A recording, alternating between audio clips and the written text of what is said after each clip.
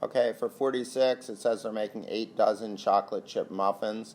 So I'm just going to squeeze in here, underline important stuff, 8 dozen. For the food fair, the recipe she is using makes 3 dozen, right? If the original recipe calls for 16 ounces, okay, so this is a ratio, right? So her original recipe is for 3 dozen, right? Dozen.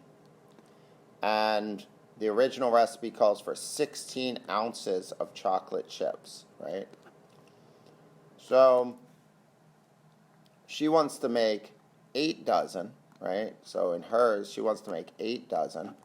And I put the units primarily so I can know what goes in the numerator and denominator, right?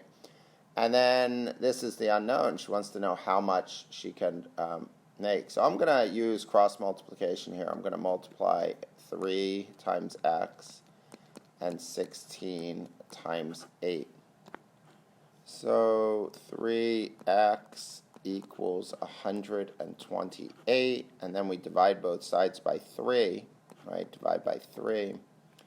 And this comes out to, let's see, 3 goes into 12, 4. And then 3 goes into 8, 2, with a remainder of 2. Is that right? 2/3, right? 42 and 2/3.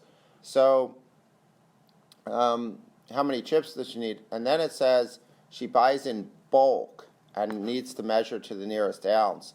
So that means she needs 43 ounces of the chips, since she can't buy exact amounts.